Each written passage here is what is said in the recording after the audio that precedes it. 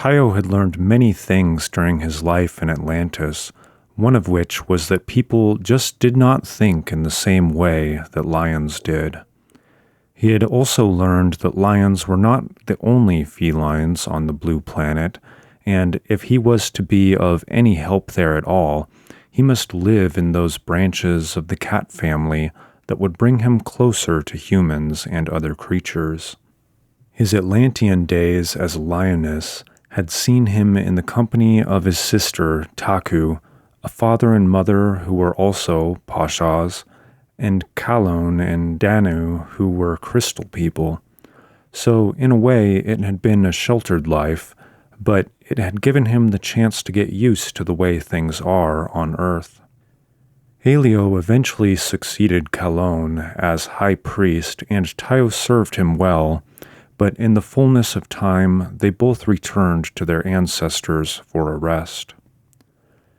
During that period, many changes had taken place on the blue planet. The rains of the Great Flood had come and gone, and the great temple now lay at the bottom of the sea.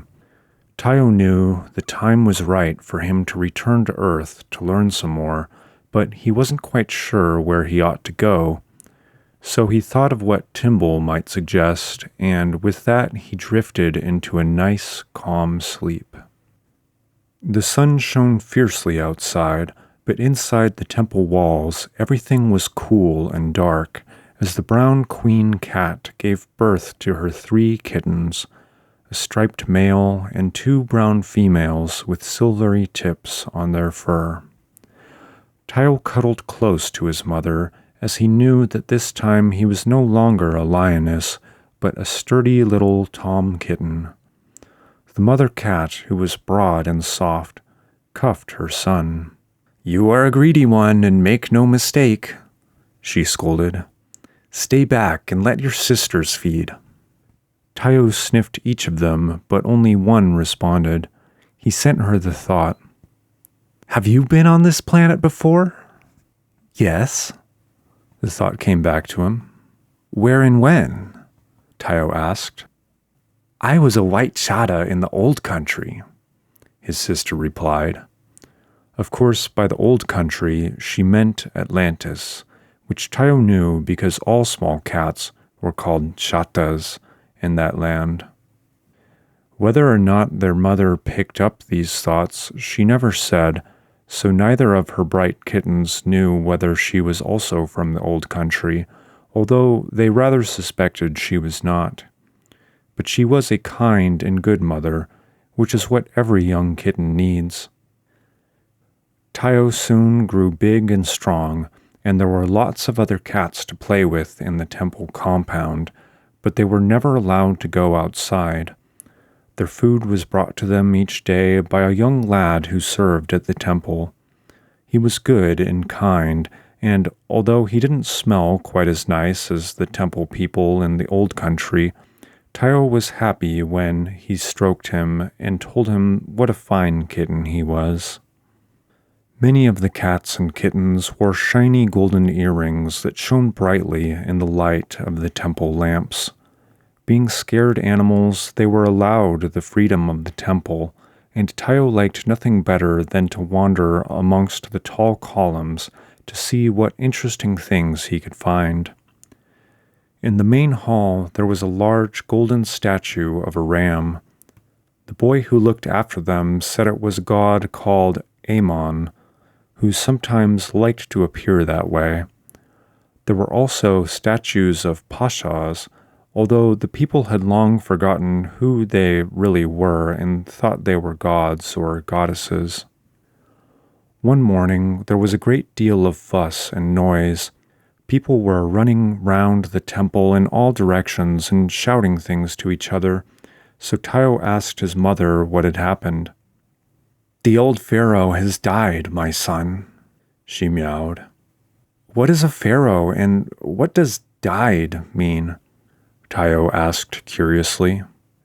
"The pharaoh is the king, and kings are related to the gods, so they are rather special. Died is what humans call going to sleep forever and never waking up. We all do it in the end, you know." Tayo now knew that dying was the same as shedding one's pelt in Pasha land, so that was another lesson he had learned. But being a curious kitten, he continued to ask questions. "What will happen now, Mother?" "Nothing very much. There will be a new pharaoh and everything will go on just as before, once they have got over the fuss of burying this one." "What's burying, Mother?" "Goodness me, you are a curious kitten. Well, for most people, and that also goes for lots of animals, somebody digs a hole in the ground and in goes the pelt of the one that has died. But when a pharaoh dies, he is buried in a much grander manner. I've never seen it myself, but your father once told me, and he heard it from another cat, that there are very special places, like palaces, that pharaohs go when they die, with lots to eat and drink and all sorts of beautiful things. People call these places tombs. But if he's gone back to the ancestors, surely he wouldn't need anything to eat, Tayo reasoned. That's enough for now, my son. No more of these silly questions. I don't know all the answers anyway, so I would probably tell you wrongly if I guessed. Although Tayo's mother was not impressed with the coming of the new pharaoh, the little kitten himself was far from sure about it all. Something in the tip of his tail told him that strange forces were about, and that a little cat might see even stranger sights if he kept his ears and eyes alert and his whiskers twitching. And so it was. The pharaoh was duly buried, and what a fuss everyone made about it all. His body was wrapped up so tightly so that for a long time he would stay looking like he had when he was alive. Tayo thought this was very silly. After all, why hold on to one's old, worn-out pelt when there were plenty of new ones for the taking after one had rested with one's ancestors for a while? Humans certainly appeared to have gone downhill since the times of the old country. Tayo couldn't help wondering whether there were any humans around who remembered those times. It wasn't long before he was to have the answer. Time passed, and for a while nothing seemed to happen. Then, one day, the new pharaoh came to visit the temple. All the sacred cats were gathered round to greet him, their tails erect and their fur and whiskers well groomed. When he entered, Tayo was surprised to see how young he was. Why, he was not much older than the boy who brought their food. He looked fondly at the cats and bent to stroke a few of them. "What fine cats they are," he exclaimed. "But why are they not allowed to play in the sun?" Now that comment rang a bell. Tayo thought hard, and, come to think of it, the temple did seem awfully dark sometimes. There were other lights outside, bright, friendly lights that often peeped round the tall pillars into the gloom of the inner chambers. "Release them to the outer courtyard, where they may frolic in the bright rays of the Creator," the pharaoh said. The attendant priest shuddered. "But these are sacred cats, sire, dedicated to the goddess Bast. Such an act would be sacrilege. Besides, they might escape or be stolen." "All creatures of the great god Ra Horakti have the right to partake of his light if they so wish. Open the doors so that his furry children may walk in more natural surroundings," he ordered. The priests were still arguing their point with the pharaoh's officials when the cats were taken to the large outer doors through which they were never normally allowed to pass. The latches were raised, and the large portals ground slowly open. At first, Tayo was almost blinded by the light, which was big and white, or was it yellow? To tell the truth, he wasn't quite sure. He blinked for a moment and then ducked behind a high pillar where it was darker to give his eyes a moment to adjust. As the humans withdrew, the cats remained still and silent. Then, slowly, one by one, they walked back into the darker parts of the temple, content to live where they had always lived and where they felt secure, all except Tayo. His mother was the first to make her views known. "That man does not seem like a pharaoh to me. I shall stay here, as my parents did before me and their parents before them. I am well satisfied with my quarters. I have no desire to go out into the world." The others all seemed to agree, even their elderly uncle, who was so old that nobody knew quite how long he had been there. But Tayo liked the feeling of the bright, warm light, and wanted to know more about what went on in the world outside. His instincts told him that if he left the comfort of the temple, there would be no young attendant to feed him, no clean place to sleep, and perhaps other humans and creatures who would not be his friends. For a long time he sat and thought. The more he thought about it, the more he felt that he should go out into the big world to find out what else there was that lived under the big, bright light they called Ra Horakti. He waited until the other cats were sound asleep, curled up cozily in their high, softly cushioned baskets, and then he crept silently out past the huge doors into the courtyard beyond. The big, bright light seemed to have gone out. Perhaps it, too, had to go to sleep sometime and would return later. The space beneath the big outer gates was just enough for a small cat to squeeze under. One good wriggle and Tayo was free. What a lot of things there were for an inquisitive kitten to see and do in such a big, strange world. There were new scents, new sounds, and a vast city to be explored. But all was quiet now, for the humans, like the temple cats, were asleep. Tayo roamed around and explored to his heart's content, without anyone to stop him. After what seemed to be a very long time, he became quite tired and hungry. The excitement of the day had proven too much for him, and he looked for a sheltered place to rest his tired little legs. He squeezed his furry body through a hole in the wall and found himself on a stone shelf. There was a smell of some sort of food around, but by then Tayo was much too tired even to search for it, and he soon fell fast asleep. He was awakened by a lot of noise and somebody shouting, "Husband, come quickly! There is a cat in the pantry!" "Goodness, wife! Why do you shout now? Where is this beast?" Tayo blinked, and his eyes met first a pair of brown eyes which were owned by a rather fat female human, and then a second and even larger pair of eyes set into a wizened face of a small, thin man who wore something wrapped round his head. "That, Faida, is a temple cat. See its earrings?" "Then cut them off and sell them, you stupid man. No one will know." "Woman, you are the stupid one. If we return this cat to the priests, we will get more silver than that rascal of a dealer in the market would give me for the earrings." The woman pondered for a moment. "That is true, husband. Then let us do it quickly. Fetch a basket, and we will take him back to the temple. Hurry." The man picked Tayo up by the scruff of his neck and popped him into a large wicker basket, which he then closed and fastened with a rope. Poor Tayo spat and kicked, but to no avail.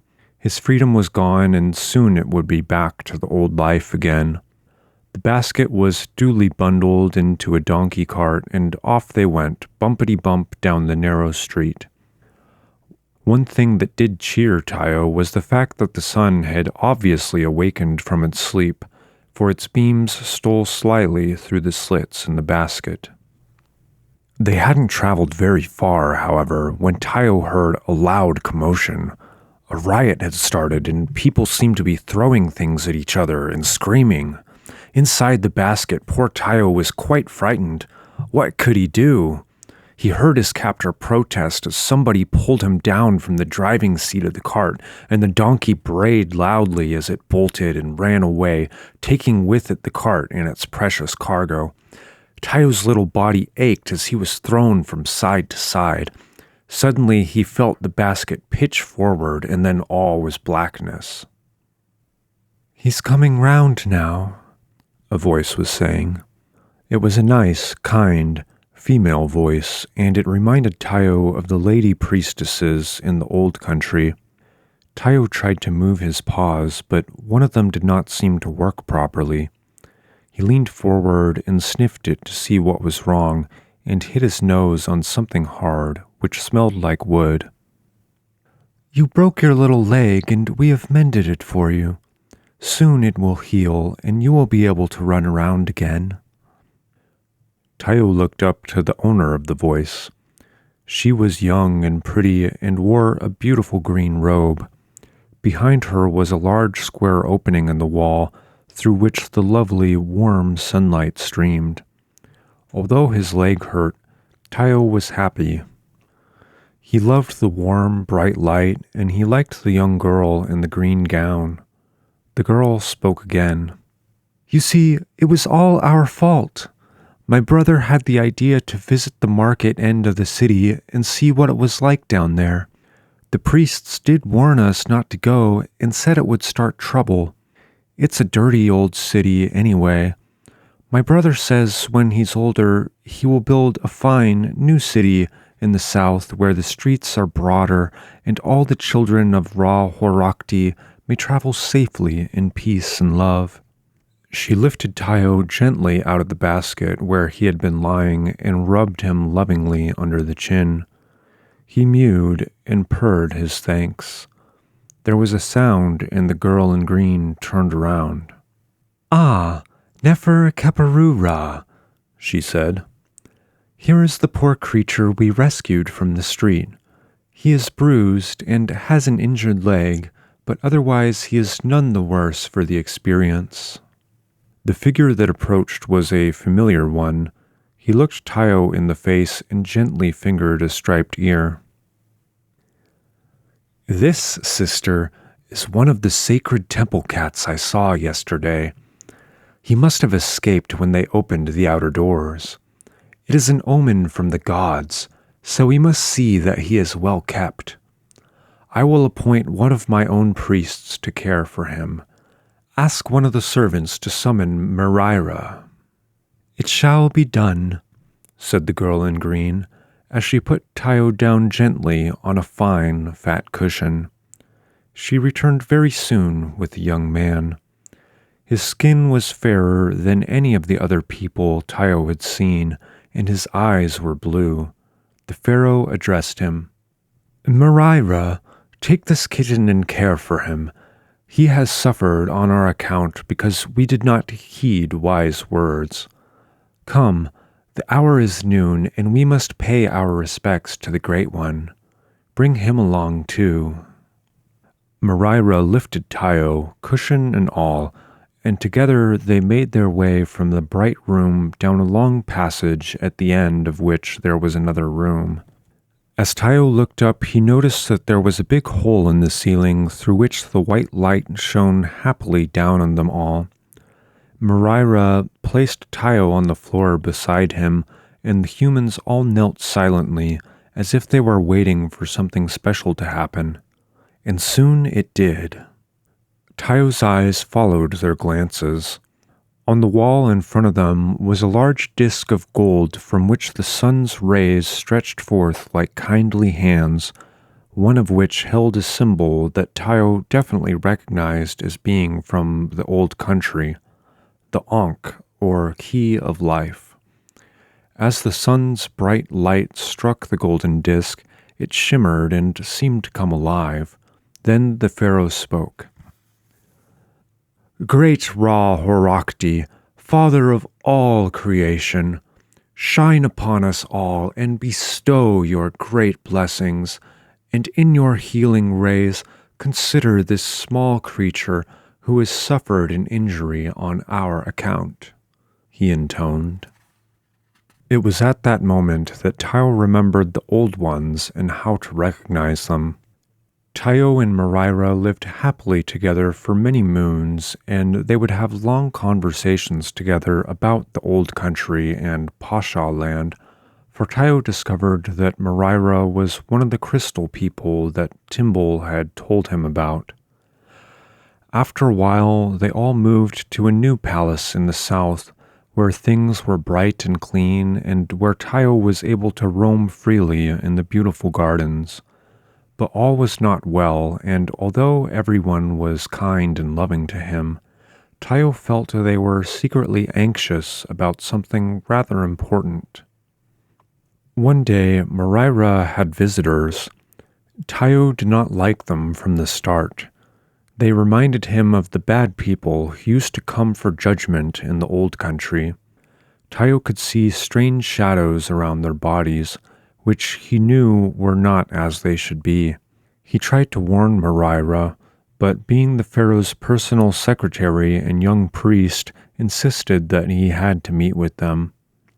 "One cannot shun people because one suspects their intentions, little cat," Murry said to him.